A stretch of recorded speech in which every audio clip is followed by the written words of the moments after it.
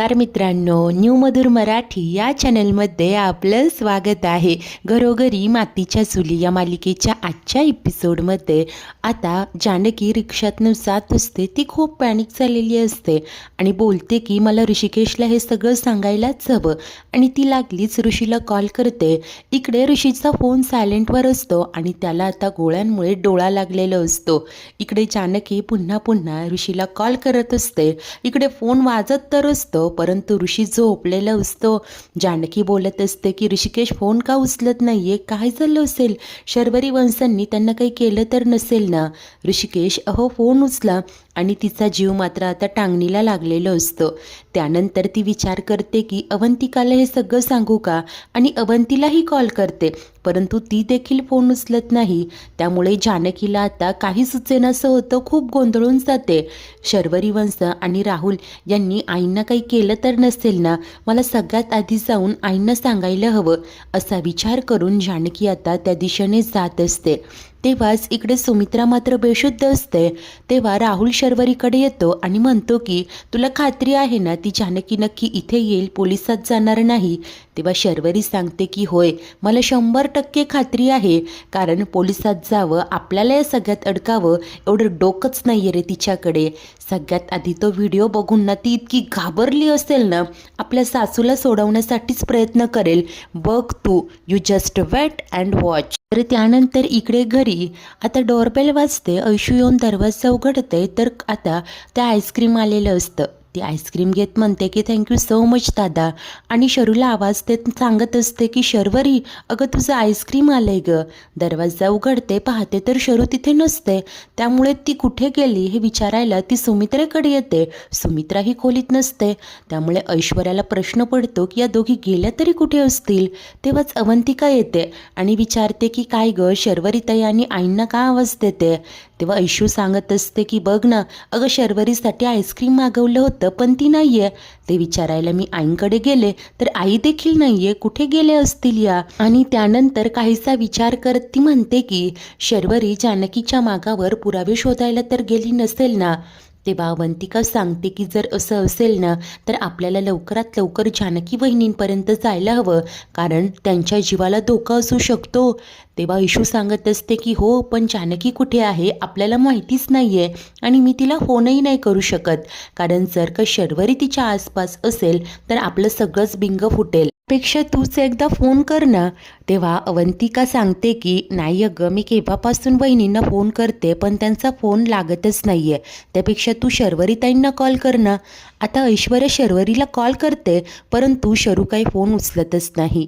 तेव्हाच इकडे जानकी आता त्या गोडाऊनच्या बाहेर येते। लगेच आता ती आतमध्ये शिरण्याचा प्रयत्न करते। तेव्हाच मागणं शर्वरी येऊन तिचा हात पकडत म्हणते की काय गे कुठे चाललीये, एवढी घाई का आहे तुला, तुझी सासू काही लगेच ढगात जाणार नाहीये। जानकी रागानेच म्हणते की वंश हात सोडा माझा आणि काय म्हणालात तुम्ही।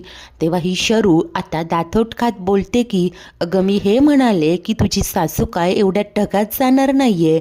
जानकी त्रागा करत बोलते की वंश स्वतःच्याच आईला हे असं डांबून ठेवताना लाज नाही का वाटत, आतमध्ये केवढा धूर आहे, अहो श्वास कोंडेल त्यांचा, किती नीच वागाल, अजून किती खालच्या पातळीला जाल। अहो तुम्ही नानांचा जीव घेतलात वंश आणि आता स्वतःच्या जन्मदात्या आईला मारायला निघालात, कुठे कुठे पेडाल ही पाप, असं म्हणत ती तिला जाब विचारते। शरू तोंड वर करून बोलत असते की लेक्चर नाही द्यायचं, मला जाम बोर होतं आणि जर का तुला तुझ्या सासूची एवढीच काळजी असेल ना तर मग आधी फोन दे, कुठे तो फोन, पर्समध्ये आहे ना।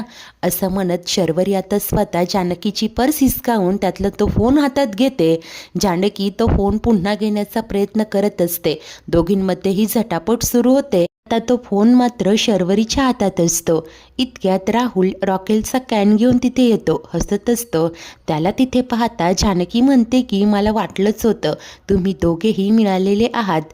अहो वंश स्वतःच्या आईशी असं वागताना लाज कशी वाटत नाहीये तुम्हाला। ही निर्लज्ज शरू तिला सांगते की मला कुणाबद्दलच काहीही वाटत नाही, कळलं?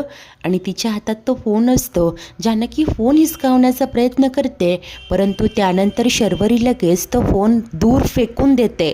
बाजूचा दगड घेऊन तो फोन तिला फोडायचा असतो, परंतु जानकी शरूचा हात पकडत तिला अडवते आणि थांबवण्याचा प्रयत्न करत असते. रिक्वेस्ट करत असते की वंश प्लीज प्लीज, आणि ती तिला पुरेपूर अडवत असते. तेव्हाच मागे उभा असलेला राहुल बोलतो की जानकी, अगं जर का इथे असे वाद घालत बसलीस ना तर तिथे तुझी सासू टाटा बाय बाय करेल. आता तू ठरव, तुला हा फोन महत्त्वाचा आहे की तुझी सासू? बघ नाहीतर तिसरी तिरडी उठेल. जानकी म्हणते की हे बघा राहुल भाऊजी तुम्ही, परंतु इतक्यात शरू हातात असलेला तो दगड मोबाईलवर फेकते आणि आता तो मोबाईल फुटतो. त्यानंतर जानकीला ती म्हणते की चल जा. त्या सरशी जानकी त्या फोनचा नाद सोडते आणि सर्वात आधी सुमित्रेकडे येत असते. आई, अहो आई, असं म्हणत ती आतमध्ये येते. सगळीकडे धूर पसरलेलं असतं आणि समोरच सुमित्रा बेशुद्ध होऊन खुर्चीत पडलेली असते. तर तोपर्यंत शर्वरी आणि राहुल गोडाऊनच्या बाहेर येतात. तो फोन पाहत शर्वरी म्हणते की माझ्या विरोधात जानकीकडे असलेला हा शेवटचा पुरावा आहे, हा पुरावा देखील नष्ट करायला हवा. आणि आता इतक्यात राहुल लायटर पेटवत आता काहीतरी करणार असतो. तेव्हाच इकडे आतमध्ये जानकी सुमित्रेला आवाज देत म्हणते की आई, आई अहो उठा, चला इथून. आणि ती सुमित्रेला घेऊन बाहेर येण्याचा प्रयत्न करत असते. तोपर्यंत काय, या दोघांनीही तो मोबाईल झाडाला उलटा बांधलेला असतो आणि आता राहुल टेंबा पेटवत या मोबाईलला आग लावतो. मोबाईल जळत असतो. ते पाहता खुश होऊन शर्वरी बोलते की माझ्या विरोधात असलेला शेवटचा पुरावा देखील गेला ग जानकी वहिनी. त्यानंतर तो जळत असलेला मोबाईल पाहत खुश होऊन दोघेही एकमेकांना टाळी देत हसत असतात. अशा प्रकारे सर्वात मोठा पुरावा तो मोबाईल जानकीने गमावलेला असतो. तर तेव्हाच इकडे घरी असलेल्या ऐश्वर्या आणि अवंतिका खूप टेन्शनमध्ये असतात. ऐशू शरूला कॉल करत असते तर अवंतिका जानकीशी संपर्क करण्याचा प्रयत्न करते, परंतु त्यांना काहीही कळालेलं नसतं. तर अवंतिका म्हणते की आई पण न सांगता कुठे गेले असतील. तेव्हा ऐशू बोलते की काहीच माहिती नाहीये ग, फक्त काही मेजर इश्यू व्हायला नको. तेव्हाच हे ढोंगी शरू आणि राहुल घरी पोहोचतात आणि नीच शर्वरी आई आई ग अशा हाका देते. तेव्हा ऐश्वर्या सांगते की नाही, आई नाही आहेत घरात. ती विचारते की कुठे गेली मग. तर अवंतिका बोलते की नाही ना, काहीच सांगून नाही गेल्यात त्या. शर्वरी म्हणत असते की पण आई तर असं न सांगता कधीच कुठे जात नाही, काहीतरी सांगितलं असेल ना तुम्हाला. आणि तेव्हाच जानकी सुमित्रेला घेऊन घरी पोहोचते. आई सावकाश असं म्हणत तिला आत आणते. तेव्हा शर्वरी नाटकं करत म्हणते की आई अगं काय झालंय, बस इथे. आणि आता तिला किती काळजी आहे याचाच आवती आणत असते. अगं काय होतंय तुला, उठ ना ग, असं म्हणत ती आता नाटकं करत असते. आणि इतक्यात सारंग, सौमित्रा आणि ऋषी तिकडे येतात. सारंग धावतच सुमित्रेजवळ येतो आणि आई डोळे उघड ना असं म्हणत असतो. तो विचारतो की वहिनी काय झालंय ग आईला. तर ती सांगते की मला असं वाटतंय की त्यांना उठवण्यासाठी तोंडावर पाणी मारावं लागेल. सारंग घाईघाईने जाऊन पाण्याचा ग्लास आणतो. तो तिच्या तोंडावर पाणी शिंपडतच बोलतो की आई उठ ना ग. तर जानकीही म्हणत असते की आधी आईनं शुद्धीत आणायला हवं. आई अहो काय होतंय, डोळे उघडा ना.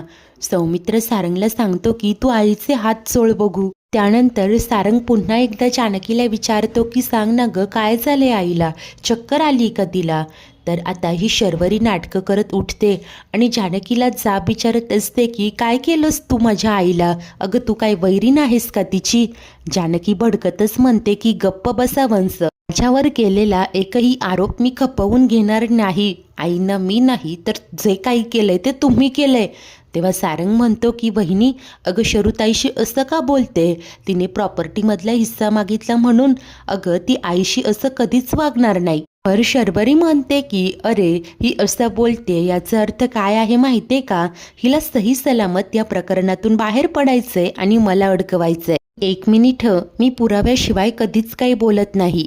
जेव्हा संध्याकाळी आई इथून बाहेर जात होती, ती देवघरातून आली त्यानंतर मी जेव्हा देवघरात गेले तिथे मला चिठ्ठी दिसली. त्यात लिहिलेलं होतं की आई मला तुमच्याशी बोलायचं आहे, त्यामुळे गोडाऊनमध्ये या.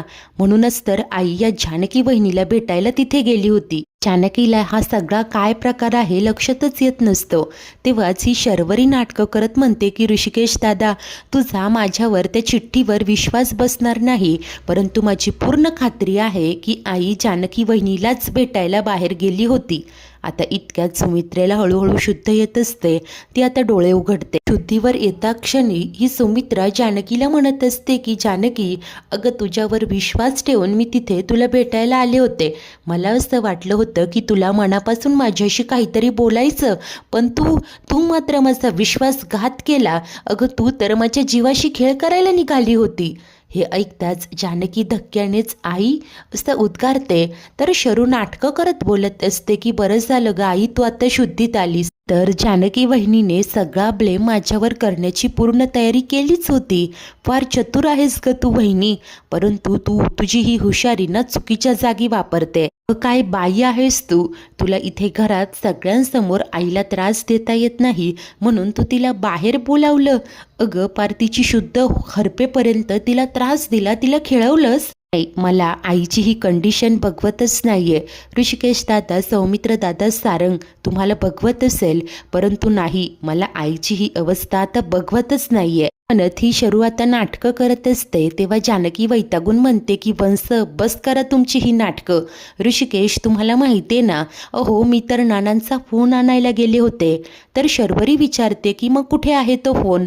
जानकी रागानेच म्हणते की फोडलात तुम्ही तो फोन, फोडून टाकला तो फोन, नंतर जाऊन टाकला, तो पुरावा नष्ट केला तुम्ही आणि या राहुल भाऊजींनी. बघा आता सगळ्यांसमोर काहीच माहिती नसल्याचा अवतार आणूच नका, बंद करा तुमची ही नाटकं, असं म्हणत जानकी त्यांना खडे बोल सुनावते. त्यानंतर पोटतिडकीने ती सुमित्रेला सांगते की आई, मला खरंच नानांचा फोन सापडला होता.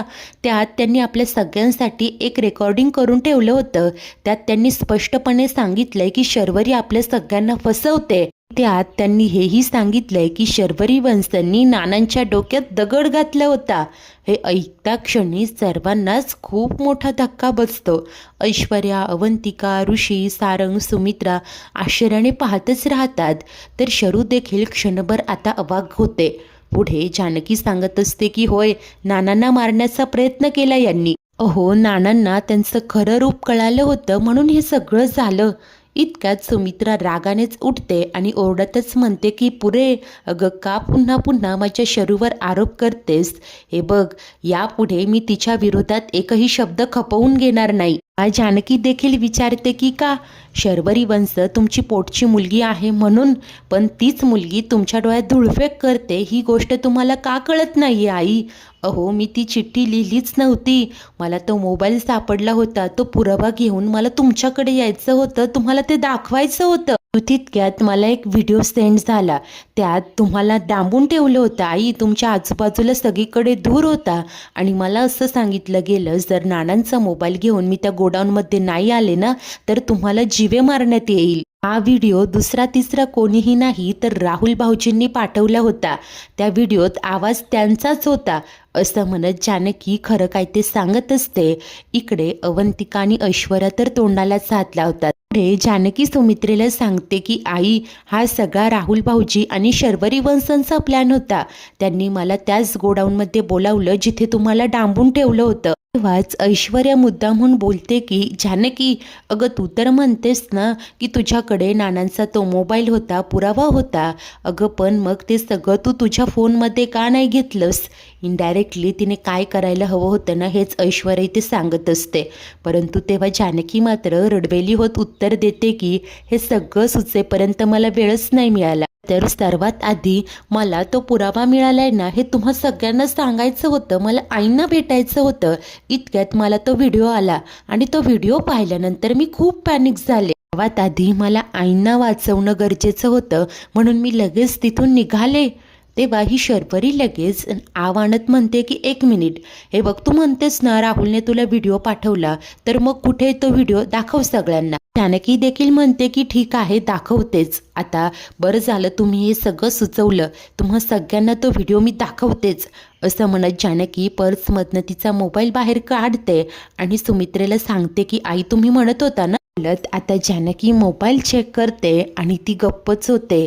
तेव्हाच इकडे शरू आणि राहुल तिरकस नजरेने एकमेकांकडे पाहत खुश होत असतात, कारण जेव्हा जानकी सुमित्रेकडे गेली होती यांनीच तो व्हिडिओ डिलीट केलेला असणार. त्यानंतर आता नाटकं करत शर्वरी बोलते की काय झालं ग, आता दरवेळेससारखं हेच म्हणणार का, अगो बाई कुठे गेला तो व्हिडिओ, डिलीट झाला का. सुमित्रा देखील शरूची साथ देत म्हणते की हो अगं ती तेच बोलणार, तिला हे सगळं छान जमतं. तेव्हा आता रडवेली होऊन जानकी सांगते की आई खरंच तो व्हिडिओ मोबाईलमध्ये नाहीये, पण प्लीज माझ्यावर विश्वास ठेवा, मी खरं बोलते. ऐकून पाहून अवंतिका आणि ऐश्वर्याला मनातनं खूप वाईट वाटत असतं. इतक्यात सुमित्रा जानकीला ओरडत म्हणते की पुरे कर ग तुझा हा खोटारडेपणा, मला ना तुला भेटायची इच्छाच नव्हती, परंतु तुला शेवटची संधी द्यावी म्हणून मी तिथे आले होते. त्यानंतर पुन्हा एकदा जानकी सुमित्रेला समजावत असते की मी खरं बोलते, ती चिठ्ठी शर्वरी वंशांनीच लिहिली असणार, खरं काय आहे ते मला माहिती आहे, म्हणूनच मला अडकवण्यासाठी त्या प्लॅन करताय. हे आहे आई ती तुमची मुलगी आहे, पण त्या खोटं बोलताय. सुमित्रा मात्र आता जानकीला रागावत म्हणते की बस कर, हे बघ तुझा हा खोटारडेपणा, मी आता तुझ्या भूलथापांना फसणार नाहीये. तेव्हाच ऋषी मात्र शांतपणे म्हणतो की आई तुला एक प्रश्न विचारू का. सुमित्रा वैतागत म्हणते की हो विचार ना, फक्त तुझ्या या बायकोची वकिली करू नकोस. ऋषी म्हणतो की नाही तिची वकिली करत नाहीये मी, मला सांग तू जेव्हा जानकीची चिठ्ठी वाचून तिथे पोहोचली तेव्हा तिथे नक्की काय घडलं ज्याने तू बेशुद्ध पडली. तेव्हा सुमित्रा सांगते की अरे सांगते ना, या जानकीची चिठ्ठी वाचून मी तिथे त्या गोडाऊनमध्ये गेले, वाटत होतं हिला एक शेवटची संधी द्यावी. अरे मी तिला जानकी अशा किती हाका मारल्या पण ती तिथे आलीच नाही. शेवटी वाट पाहत मी खुर्चीत बसले आणि अचानक दरवाजा बंद झाला, मी जानकीला पाहिलं होतं पाठमोर. अरे मी तिला जीवाच्या आकांताने आवाज देऊन दरवाजा उघड असं सांगत होते, अचानक तिथे धूर यायला लागला. तुम्हाला सगळ्यांनाच माहिती आहे मला धुराचा किती त्रास होत होते. अरे मी जानकीला जीवाच्या आकांताने दरवाजा उघड सांगत होते, परंतु तिने ऐकलंच नाही. नंतर शेवटी काय त्या धुराचा त्रास असह्य होऊन मी बेशुद्ध पडले. असं म्हणत सुमित्रा आता घडलेली हकीकत तिच्या नजरेने सांगत असते. पुढे जानकीला म्हणते की अगं मी तुला काय समजत होते आणि काय निघालीस तू, अगं मी तुला विरोध केला म्हणून माझा जीव घ्यायला निघाली. हे आरोप ऐकताच रडवेली झालेली जानकी आई असं उद्गारते. ऐश्वर्याला सगळी हकीकत कळून चुकलेली असते, परंतु तिचे हात मात्र आता बांधलेले असतात. ती पश्चातापाने डोळे मिटते. तेव्हाच सुमित्रा मात्र जानकीला म्हणते की आता तर मला असंच वाटतंय की नानांच्या खुनामागेही तुझाच हात असणार.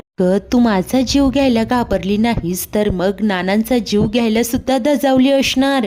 हे ऐकताच जानकी दुःखी होत म्हणते की आई तुम्ही माझ्यावर थेट आरोप करताय. कित्येंदा ओरडून ओरडून सांगते मी खरं बोलते, माझ्यावर विश्वास ठेवा. आई तुम्ही तुमच्या जानकीला इतक्या वर्षांमध्ये एवढंच ओळखलत का, सांगा ना आई. तेव्हा सुमित्रा रागाने म्हणत असते की अगं तुला ओळखण्यातच चूक केली ग मी. अरे इतके दिवस जानकी काय म्हणायची की शरू सर्वांच्या डोळ्यात धूळफेक करते, पण नाही, खरं तर ही जानकी सर्वांना फसवते म्हणत आता आरोप प्रत्यारोपांची ही मालिका अशीच सुरू असते. मित्रांनो आजचा एपिसोड तर इथेच संपतो. तर पुढील भागात रागाने पेटून उठलेली जानकी सर्वांसमोर सांगत असते की या शर्वरी वंशांनीच विक्रांत भाऊजींचा खून केलाय, स्वतःच्या वडिलाला मारलंय, यांनी खून केलाय नानांचा. आणि ते ऐकता क्षणी चिडलेली सुमित्रा सन सन कानाखाली वाजवत जानकीचं थोबाड फोडत असते.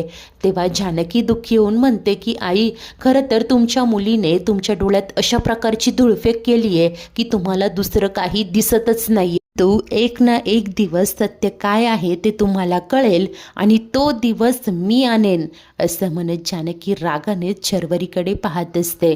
मित्रांनो जानकीला तर आता चहूबाजूंनी कोंडीत पकडलेलं असतं. तो डायरीचा इक्का वापरून ऐश्वर्याच्या मदतीने जानकी बाजी कशी पलटवणार. जानकीने प्रोमोमध्ये सांगितलं की ती स्वतःच्याच खुनाचा खेळ मांडणार म्हणून. आता ही मालिका पुढे रंजक काय वळण घेणार आणि शर्वरी कशी अडकली जाणार पाहणे खरंच खूप उत्सुकतेचे असेल.